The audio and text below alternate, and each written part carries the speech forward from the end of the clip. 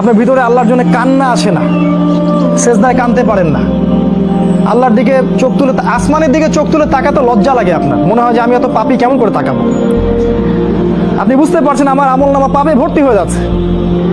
আপনার ভিতরের যে ইন্টারনাল যে হার্টটা ছিল এটা করাপ্টেড হয়ে গেছে, এবং তারা এটাই চেয়েছিল যে আপনার ভিতরের নূর যেন নষ্ট হয়ে যায়।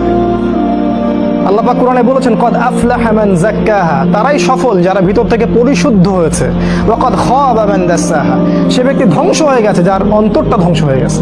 আর এই প্রতিটা বিষয় দিয়ে তারা আপনার রূহটাকে নষ্ট করে দিয়েছে। দাজ্জালের অনুসারীরা আপনার রূহটাকে, আত্মাটাকে নষ্ট করে দিয়েছে। খেয়াল করে দেখবেন আপনার চোখ দিয়ে পানি আসে না, একটা অন্যায় পাশে দেখলে আপনার গায়ের রক্ত গরম হয়ে যায় না। উম্মার মানুষদেরকে যখন অন্যায়ভাবে হত্যা করা হচ্ছে আপনার ভিতরে কোনো ফিলিংস জাগে না। আপনি খেয়াল করে দেখবেন যে আপনি ঘন্টার পর ঘন্টা পর্নোগ্রাফি দেখছেন, জিনা দেখছেন, 3x দেখছেন, কিন্তু আপনার ভিতরে কোনো ফিলিংস কাজ করে না, মানে কোনো অনুশোচনা কাজ করে না, কারণ আপনার ভিতরটা নষ্ট করে দিয়েছে তারা।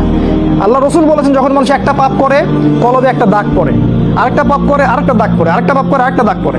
যদি তওবা করে দাগ উঠে যায়, তওবা না করলে দাগ পড়তেই থাকে পড়তেই থাকে, এক পর্যায়ে এই কলবটা দুর্গন্ধযুক্ত কলব হয়ে যায়। এত দুর্গন্ধ বের হয় এই কলব দিয়ে, যদি মানুষ জানতো তাহলে মানুষ থাকতে পারতো না পৃথিবীতে। এই জন্যই এই রকম শ্রেণীর মানুষের যখন মৃত্যু হয় তখন ওই মালাকুল মউত এবং এই যে মৃত্যুর ফেরেশতারা তারা দুর্গন্ধে আত্মাটাকে বের করে নিয়ে আসেন, টেনে হিজড়ে ছ্যাঁচড়ায় বের করে নিয়ে আসেন। এই পাপী মানুষরা মারা যাওয়ার সময় এই ঘটনাটা ঘটে। এইভাবে তারা আপনাকে ব্যস্ত রেখেছে। এখন কি হবে? এখন আগামী দিনগুলোতে কি এরা উম্মার নেতৃত্ব দিতে পারবে? এর মধ্যে কারা পারবে? উত্তর, এর মধ্যে সবাই পারবে না। উত্তর এক কথায় শেষ, সবাই পারবে না। কারা পারবে?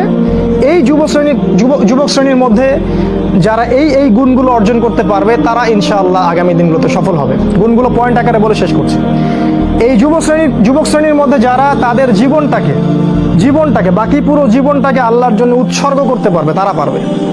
এক নাম্বার, এই যুবক শ্রেণীর মধ্যে যারা আল্লাহর জন্য তাদের জান, মাল, সময়, শ্রম ব্যয় করে দিতে পারবে, কুরবানি করতে পারবে। কুরবানি কেমন? ওই ইসমাইল আলাইহিস সালামের মতো। বাবা বলেছে তোমাকে জবাই করা লাগবে, তিনি কি বলেছিলেন? করিয়েন না। তিনি বলেছিলেন আপনাকে আল্লাহ যা আদেশ করেছেন সেটাই করেন, আমাকে ধৈর্যশীল পাবেন ইনশাআল্লাহ। এরকম ছেলে পাবেন এখন? তো এরকম নিজের জান, মাল, সময়, শ্রমকে আল্লাহর পথে উৎসর্গ করে দেওয়ার মানসিকতা আগে তৈরি করতে হবে। এটা এক নাম্বার। দুই নাম্বার, জ্ঞান অর্জন করতে হবে। এই যুবক শ্রেণীর মধ্যে যারা জ্ঞান অর্জন করবে, কোরআন সুন্নাহর পাশাপাশি সমসাময়িক অর্থনীতি, রাজনীতি, বিশ্ব সবকিছু সম্পর্কে জ্ঞান থাকতে হবে। তারপরে আপনি আল্লাহর পথে কিছু করতে পারবেন, তার আগে নয়। আপনি সিলেক্ট করবেন যে আপনি এই উম্মার আবর্জনা হতে চান না উম্মার মুজাহিদ হতে চান, এটা আপনি সিলেক্ট করবেন। আপনি কি চান যে আপনার জীবনটার বিনিময়ে আল্লাহ আপনাকে অনন্তকালের জান্নাত দান করুক, অথবা আপনার এই কাজগুলোতে কেউ বাধা দিবে না, এই পাপ কাজে কেউ বাধা দিবে না, শেষমেশ আপনি জাহান্নামে চলে যাবেন? আপনি কি এটা চান? আমরা কি এটা চাই? তো ইলম অর্জন করতে হবে, ইলম ছাড়া আপনি কাজ করতে আগাতে পারবেন না। তিন নাম্বার, এলেম অনুযায়ী আমল করতে হবে।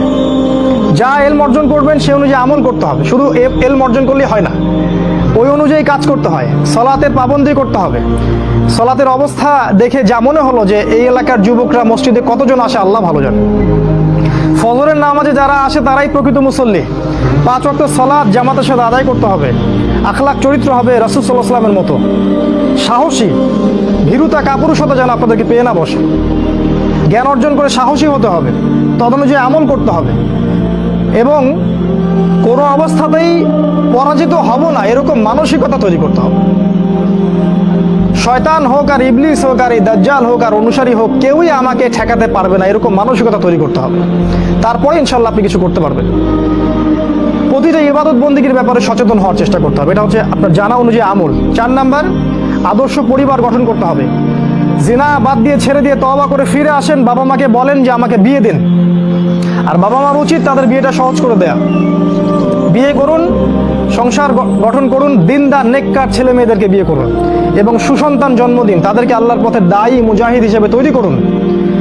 5, হালাল রিজিকের ব্যবস্থা করুন। ওই হারাম ব্যাংকিং সেক্টর থেকে, চাকরি থেকে রিজাইন দিয়ে দিন। যে সেক্টরে হারাম আছে, ঘুষ আছে, সুদ আছে, সব ছেড়ে দিন। কার জন্য ছাড়বেন? আল্লাহর জন্য ছাড়বেন। মনে রাখবেন রিজিকের মালিক আল্লাহ, আপনি আপনার রিজিকের মালিক নন। আপনি আল্লাহর জন্য যদি কিছু করেন আল্লাহ পাক আপনাকে তার চেয়ে বহুগুণ দিতে পারেন। এই বিশ্বাস রেখে প্রয়োজনে সবজি বিক্রি করেন, কৃষিকাজ করেন, মৎস্য খামার করেন, ছাগলের খামার করেন, তাও ভালো।